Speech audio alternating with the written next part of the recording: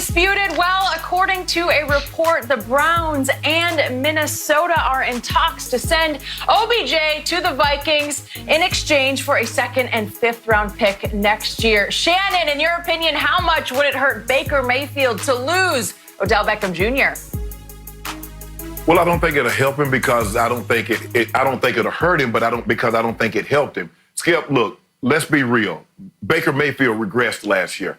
Now, I don't know if he started to smell himself, started to think he was better than he actually was, started reading his press clippings. But what we started to see, Skip, is that when someone would criticize Baker Mayfield, he always had a response. Instead of answering that with his play on the field, he felt it would be cool to tweet something or respond in an open forum. Me personally, I don't think Odell ever wanted to be there. So that has a lot to do with it, Skip. You know, being somewhere that you want to be. It doesn't matter, you know, yeah, it's football. We get that. But to go from New York City, the bright lights, the Big Apple, to Cleveland, Ohio, Skip, come on now. You worked in a lot of locales. You've been in Chicago, and you worked in Dallas, and you worked in I think Florida, the Miami paper. So you've been to some big cities, and then you've had to travel and go to smaller cities. Okay, Odell is in Paris at fashion shows. Odell is travels with Drake, and all of a sudden he's like, man, I'm stuck here for 8 months in Cleveland. He didn't want to be there. I'm not saying he didn't play hard because I believe Odell did play hard. And maybe he had a nagging injury. But I believe Odell would be better served if he went somewhere else. Now, I'm not saying that, Skip, Minnesota. I like Minnesota, Jenny, so I don't want you to think I'm taking a shot at Minnesota. But I believe he would be better served in Minnesota with Zimmer and Kirk Cousins than being in Cleveland with Baker Mayfield and that new head coach. Skip, he needs a change of pace. He didn't want to go to Cleveland. He doesn't like being in Cleveland no matter what he says. He doesn't like being in Cleveland.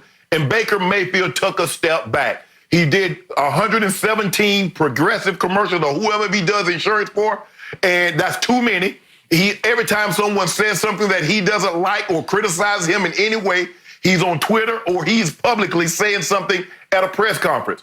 Go play football. The best way to shut critics up is with play on the field, not with tweets and not with little innuendos at your press conference. Okay, I hear most of what you just said, but I'm going to take it one more step. I say that trading Odell would be the best thing that could happen to Baker Mayfield because the reason he regressed was Odell. And the reason he regressed was he loves Odell to a fault. He loves hanging with him off the field. He loves partying with Odell. He loves just being around him. They're very close friends to a fault. So Baker did everything in his power to make Odell comfortable in Cleveland, Ohio. And I'm so with you, Shannon. Odell wants to be on the cover of GQ, not on the cover of the Cleveland Plain Dealer, which is a fine newspaper. But Odell's like, me? Here? No. And I agree with you. And I said it 5 times on Undisputed through the football season. I don't know what possessed Baker to think that he should do that many different. It seemed like they made 29 different variations of that progressive commercial. This is my house. I live at the stadium.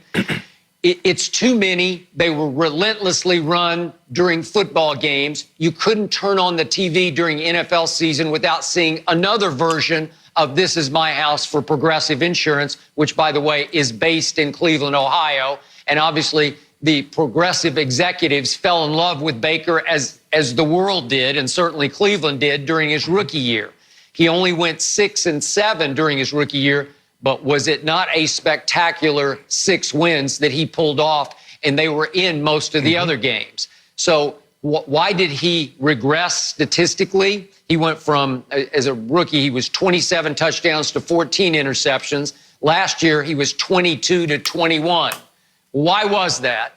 Well, he's forcing the ball to Odell to keep him happy. So obviously they already had a go-to receiver who just 2 years before had led the NFL in catches. in Jarvis Landry. Again, I know he's Odell's soulmate. I know they both played at LSU together. I know they were close friends from way back in their high school days. I get that. But there's only one football, and when you have two diva-like receivers, Jarvis not quite the diva that Odell is, but still huge pride and sizable ego, it's going to be almost impossible to keep them both happy.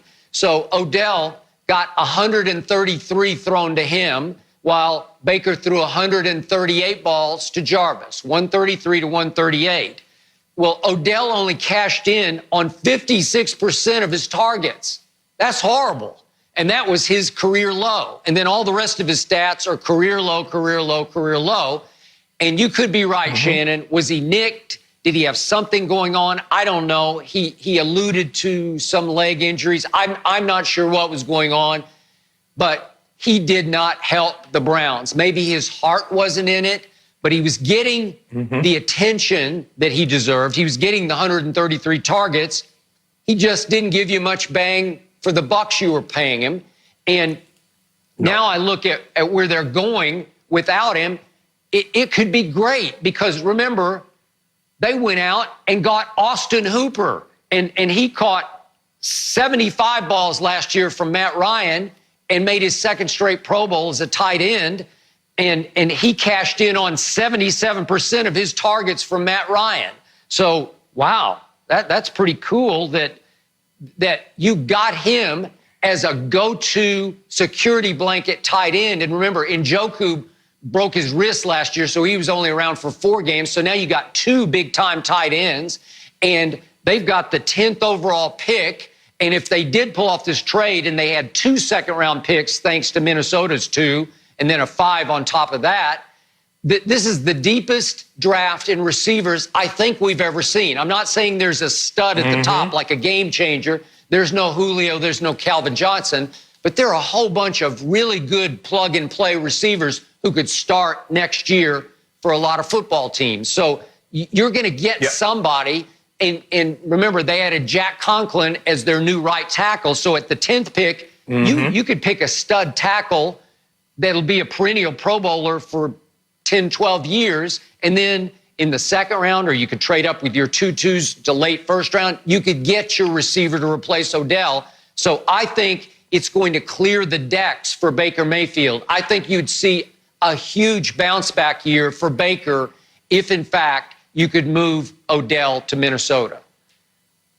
Skip, you could be right because I'm looking at these numbers. Baker to Odell ranked last in completion percentage, passer rating among quarterback wide receiver duos with at least 100 targets. So in other words, Skip, look, if you're open, let me throw you the ball. And there are going to be certain situations, Skip. Now, I can't start the game by forcing the ball to you because that's going to get me out of rhythm. And see, the thing is with Baker is that he saw when Odell didn't get the ball early, and like this is like with most receivers, this is why a lot of teams would double T.O. and get him out of the game, get him frustrated, and then they could go about their business. Baker saw that when Odell gets frustrated, you're probably going to lose him. So let me try to do everything I possibly can to get him the ball early. Well, in the process of forcing the ball and not getting it, you exacerbate a situation because you get yourself out of a rhythm. And then Odell, Skip, look, I don't care. He might have not wanted to be there, but he wanted to show the Giants, this is what you gave up on.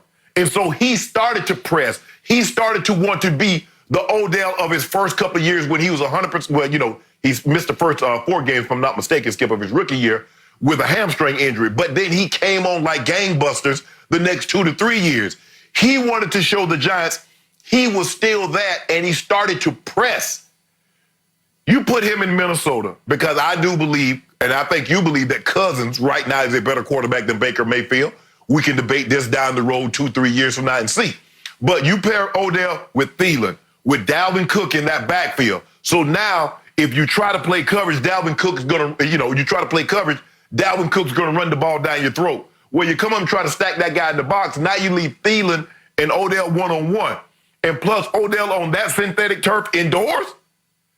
I love it. Plus, Skip, there will be any receiver that you want at that 10 spot. You want Judy, you want CeeDee Lamb, they will be there at 10. Because now you got a first grade, your pick, plus you got you'd have 2 twos.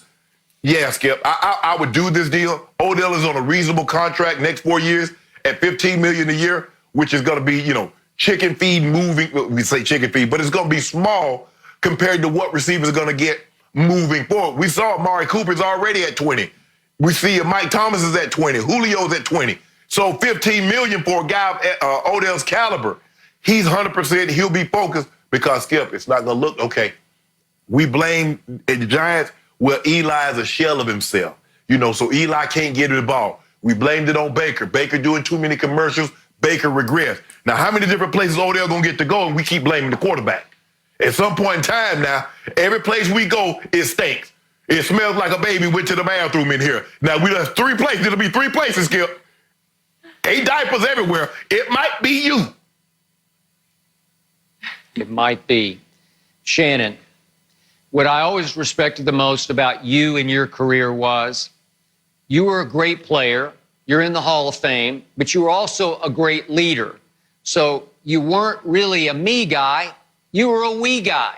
No. You were one of the ultimate we guys as a team leader, somebody who could galvanize a locker room in both Denver and Baltimore.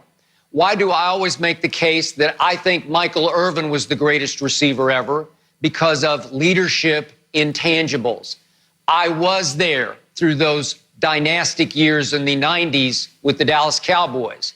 And Emmett was great and Troy was great, but Michael was the leader of the team. And it's rare that you find the wide receiver who can be a diva wide receiver who's actually the leader of the team.